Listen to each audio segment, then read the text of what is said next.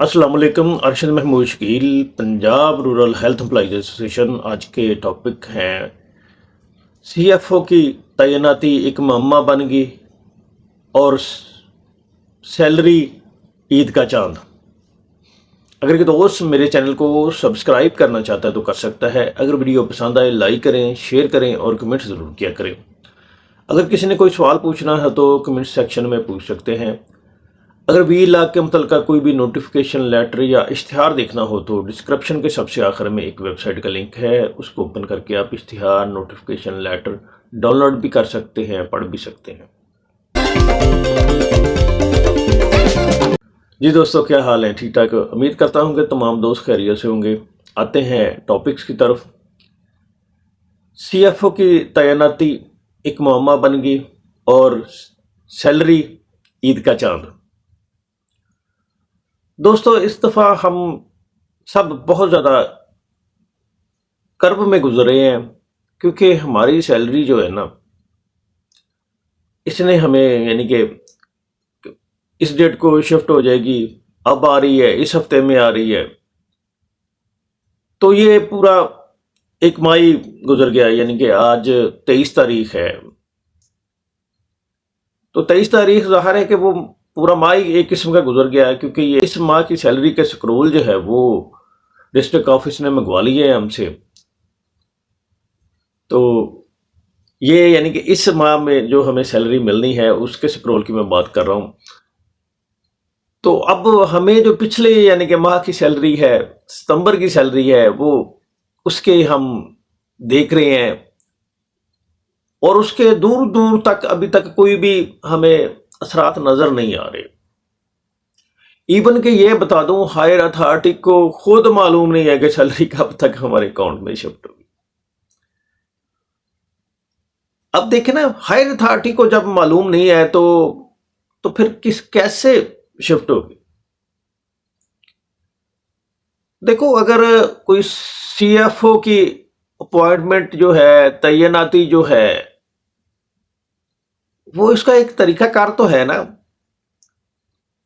पिछले ये कह लें कि माह से लेकर अब तक ही तकरीबन ये है कि पिछली सैलरी भी हमें 20 को मिली थी और अब भी एक माह हो गया है।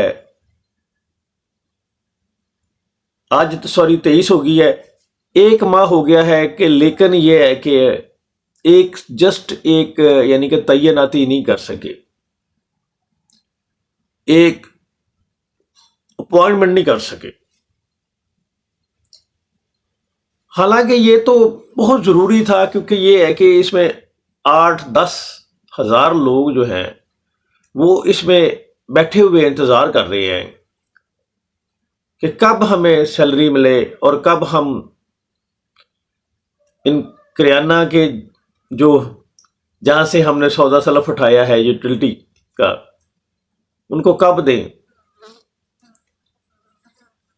इन दूध वालों को हम कब पैसे दें और ट्यूशन फीस हम कब पे करें। मुझे तो खुद समझ नहीं आ रही कि एक माह में मेरे ख्याल कह लें कि पूरे पाकिस्तान का वजीर आजम जो है ना, वो उसके ही ख्यालों के इंतखाब हो जाता है। इवन कि आप यानी कि ये स्टार्टिंग से कह ले एंड तक, यानी कि वोट कास्ट से लेके वजीर आजम जो है वो अपॉइंट हो जाता है या वो इलेक्ट हो जाता है, चले ये कह लें, क्योंकि अपॉइंटमेंट तो सरकारी मुलाजमीन होते हैं। तो हमारा सीएफओ अभी तक अपॉइंट नहीं हो सका। ये जाहिर है कि ये कहेंगे जी ये बोर्ड ने करना होता है, ये इसने करना होता है। देखो, बोर्ड बनाया किसने है? आखिर जाहिर है कि बोर्ड भी बनाने वाले हैं ना, हायर अथॉरिटी। तो जब उन्होंने बोर्ड बनवाया है तो उनसे चले कुछ एक आध मेंबर आगे पीछे हो सकते हैं, लेकिन उनमें ये तो नहीं है, सारे मेंबर तो नहीं ना आगे पीछे हो सकते। अपॉइंटमेंट जो है इनकी, यानी कि ये है कि अपॉइंटमेंट की अप्रूवल जो है इसकी वो बोर्ड ने देनी होती है। तो बोर्ड के अराकीन तो कुछ ना कुछ तो होंगे ना, तो उनसे वो इम्प्रूव हो सकता था। ये यानी कि कह लें कि PHFMC हायर अथॉरिटी है, ये वो इस केस को अच्छे तरीके से टैकल नहीं कर रहे, क्योंकि ये है कि 2-3 माह से हमारे साथ ऐसे ही हो रहा है। अगर वो अच्छे तरीके से टैकल करते तो हमारे साथ कभी भी ऐसे नहीं होना था, और हमारी जो सैलरी जो है टाइमली हमारे अकाउंट में भी शिफ्ट हो जानी थी। हालांकि ये नहीं है कि कोई इतना बहुत बड़ा काम है, पता नहीं ये हो नहीं सकता, इतना बहुत बड़ा काम भी नहीं है। अप्रूवल ही है ना CFO की।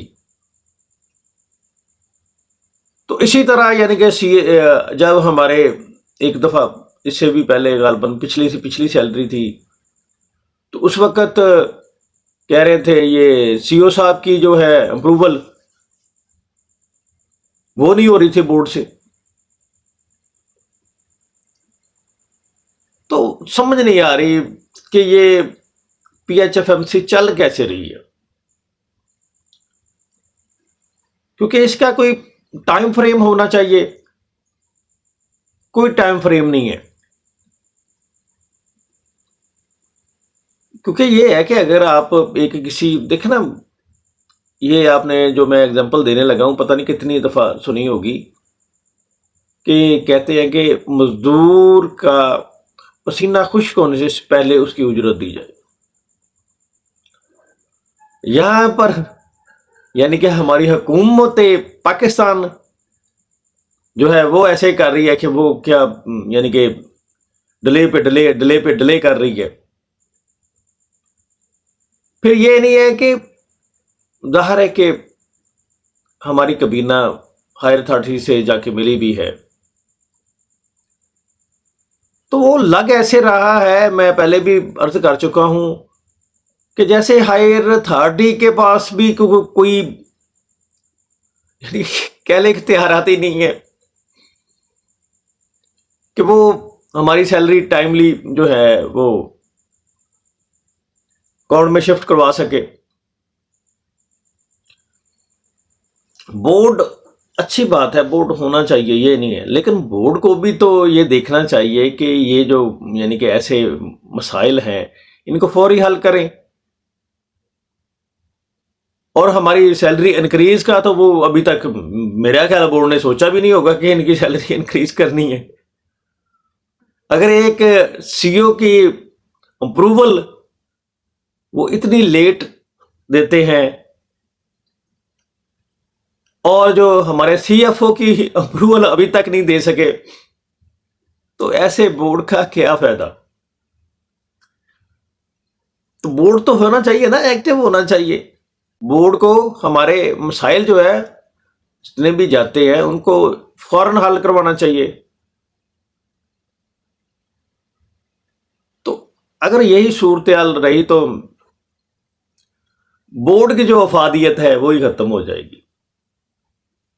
बोर्ड तो इसीलिए बनाया था कि जितने भी यानी कि इनके मसाइल हैं उनको देखा जाए और उनको इम्प्रूव करके जल्दी इनको जो भी आसाइश है मुलाजमीन को वो दी जाए, और जो भी इनके प्रॉब्लम है उनका सलूशन निकाला जाए।